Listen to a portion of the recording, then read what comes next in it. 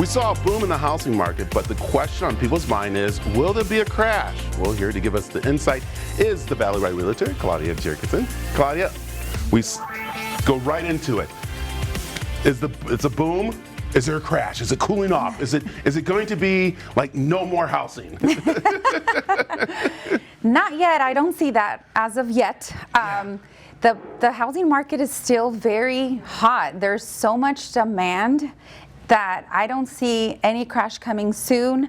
If you remember back in that time, it was a lot due to predatory lending and a lot of bad loans. This time, it's truly low inventory. There's not a lot of houses on the market. Right. And that's what's making the demand so high and so many people moving here. Yeah, and I think the part where I think they think it's cooling off is because of the building is behind. And I think people are like, well, they stopped building, that means we're going to a crash or something. No, it's just the supplies aren't there to build right now. And I think that kind of like where people are getting that look, right? Correct. That's exactly what's happening. They're a little behind. Materials are taking a while. If you're supposed to close on a new build in 6 months, now it's taking a year, 3 months. So definitely that has a lot to do with it. Yeah. Yeah, but and what's great too is that, and you've been dealing with people with this, but people are able to stay in those homes a little longer that they've sold to someone. And that's interesting that's going on too right now. Right. So with that, I say, if you're in the market, let's say your lease is going to be up in October, I think you should start now. And you will find that sellers are like, okay, well, let's close in, 30 days. And then from there, that seller gets to stay in their house and it works out for the buyer. They locked it in, their house is done, like it's closed. They're just waiting for that time period to expire in order to move in. But yeah, there's a lot of that happening right now. We talk about planning. So what kind of planning should, people who are looking to sell and buy? So let's first go at selling.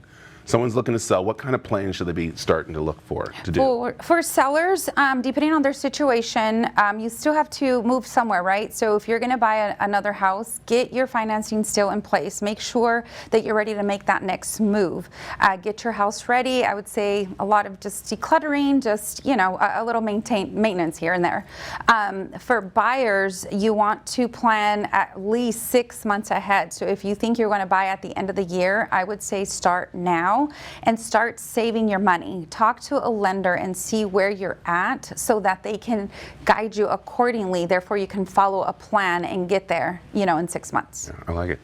Where are we seeing the hot spots? Where are you seeing the hot spots right now around the valley, kind of? Again, still west side, the southern part, southeast, a lot of Queen Creek, Santan. Now people are going up to Florence, Casa Grande, Maricopa area.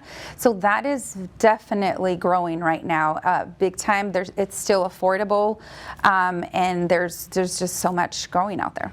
I don't want to get in trouble for this, and I might, but let's talk about the difference between using that, how can I say, self-seller, self-buyer, compared to using a realtor that knows a little bit more about what's happening out there. Right. So the difference, the huge difference is that we work this, it's our full-time job. So we know exactly what's happening out there in that market in your specific area. And we know the lending programs that there's out there. So if you're selling for sale by owner and then, I just come knocking at your door and say, I want to buy your house. Are you just going to sell me your house? Do you know what to do? Like, do you know that you should call my lender? How am I going to pay to buy your house? So there's so many things involved. There's home inspections, appraisals. There's just so much that a regular homeowner may not know what to do, and they'll get themselves in trouble. Yeah, that's a big part, because when they say, okay, we're going to buy it for cash, we're just knocking on the door, we're going to buy it for cash. Doesn't mean they're buying for cash all the time. Exactly. And so that's kind of why you need to have someone like you check it out. Right. So, which is so important, because again, we're seeing some changes too with lending and changes with selling going on. It's kind of interesting. It changes almost, I feel like, every month, and that's where you're up on that. Exactly. We're up with all what's trending, what's new, what is the best deal for the seller, what's the best deal for the buyer. We know more programs that are out there, and we can better educate our clientele. And it's very important to work with somebody that does the real estate thing day in, day out. It has to be full-time. If you're part-time, not to throw anybody under the bus, you've got to start somewhere, I understand, but it's super important because they're not keeping up with everything that's happening. Maybe, you know, they sell a house once or twice a year. You don't know what's out there and what's really happening. So there it is. That's why we have the Valleywide Realtor right here with us. Thank you. Tell them how they can find more about, of course, buying and selling a home and just sitting down and talking with you. Absolutely. Please go to ClaudiaJorgensen.com. I'm on Facebook as Claudia Jorgensen, and on Instagram is Valleywide Realtor. And she does some great charity work in the community too. So Absolutely. you got to go check her out for that. So thank you, Claudia. Thank you, Brad.